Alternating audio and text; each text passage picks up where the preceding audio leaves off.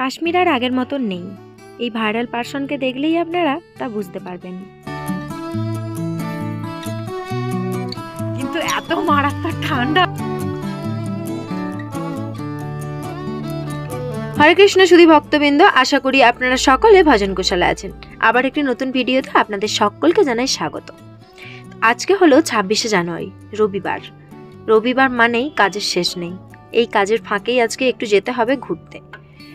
সকাল হয়েছে অনেকক্ষণই, আর এখন আমি ভগবানকে ভোগ নিবেদন করব কর্নফ্লেক্স, দুধ আর সঙ্গে এর উপরে একটু ফলকুচি। আর এখানে কোনো রকম চিনি ব্যবহার করব না, দেব একটু মধু। ব্যাস, এটাই আজকে আমাদের সকালের জল খাবার।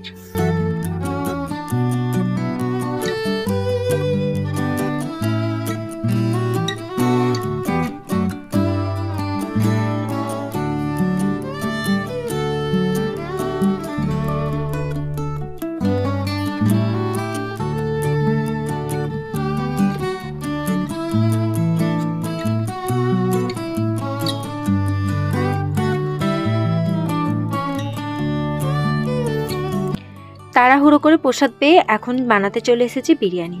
প্রায় হয়েই এসেছে, অন্নটাও হয়ে গেছে, আর এদিকে শুধু মশলাটা কষে নিলেই বিরিয়ানির ব্যাস। তারপর বিরিয়ানির লেয়ার দিলে পারেই হয়ে যাবে।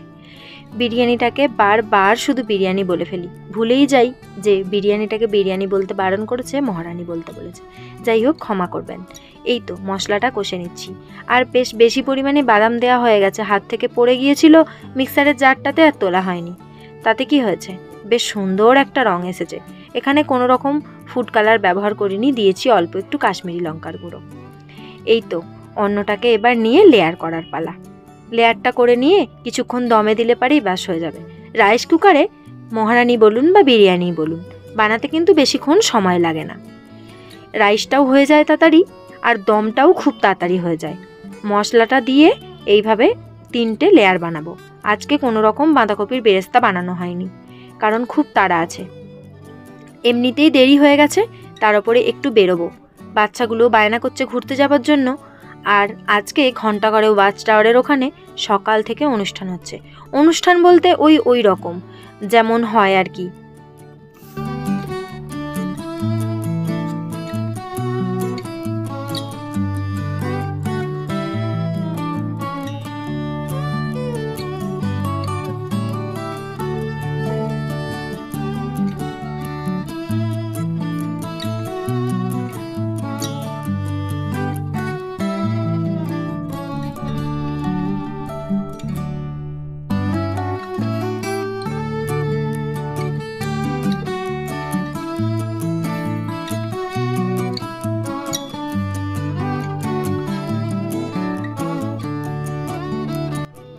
কাল একাদশী গেছে, আজ দ্বাদশী, সঙ্গে আবার 26শে জানুয়ারি।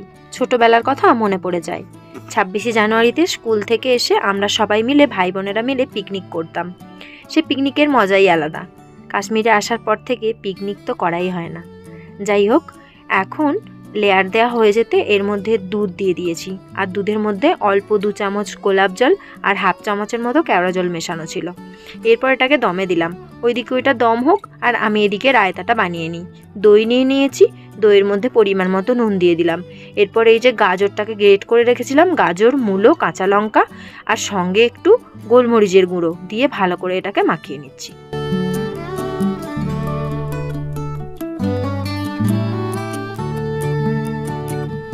এই তো দম হয়ে যাবার পরে এটাকে একটা ভগবানের থালায় তুলে নিচ্ছি।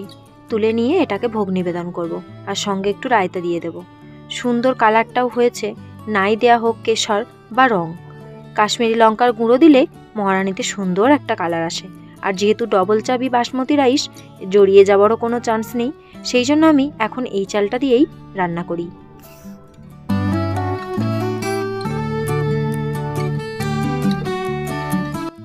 প্রায় 2:45 মতো বাজে। সকলে এখন প্রসাদ পেতে বসেছে। অনেকটাই দেরি হয়ে গেছে, আর আমার অজান্তেই আজকে বেশি ঝাল দিয়ে দিয়েছি। কিছু করার নেই, খুব একটা ঝাল সেরকম না যে একদম মুখে তোলা যাবে না, কিন্তু নিরামিষ খাবারে একটু ঝাল কম হলেই ভালো লাগে। আর এই মহারানীর আলু খেতে আমাকে এত ভালো লাগে যে কি বলবো।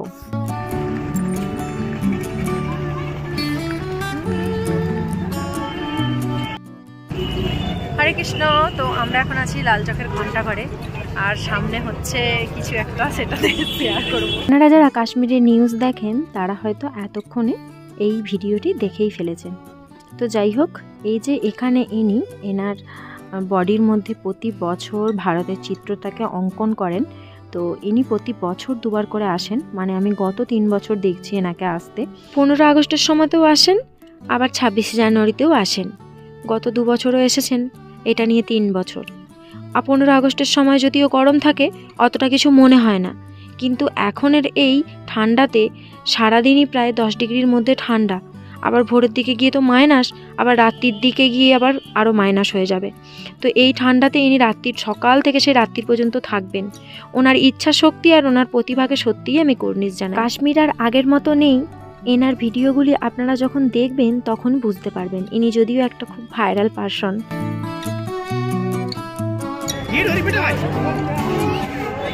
সকাল থেকে অনেক অনুষ্ঠান হয়েছে, কাজের চাপে আর আসতে পারিনি। সামনে যে বলিদান স্তম্ভ আছে ওখানেও অনুষ্ঠান হয়েছে। আমরা এখন চলে যাচ্ছি একটু ঘুরতে। শরীরটা বিশেষ ভালো না, তাও এদের জন্য আমাকে জোর করে যেতে হচ্ছে। এই যে সেই বলিদান স্তম্ভ, এখানটাও বেশ সুন্দর করে সাজানো হয়েছে।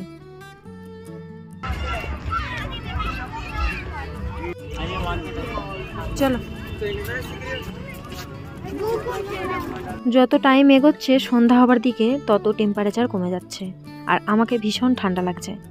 আমরা এখন সানডে মার্কেটের ওপর দিয়ে বাড়ি ফিরছি।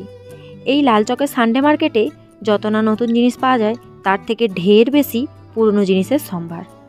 যাই হোক, আমাদের সেরকমভাবে কিন্তু এই মার্কেটটায় আসতে প্রয়োজন হয় না, কারণ আমরা যে মার্কেটটায় থাকি ওই মার্কেটেই সমস্ত প্রয়োজনীয় জিনিস আমরা পেয়ে যাই। এখন কটা বাজে?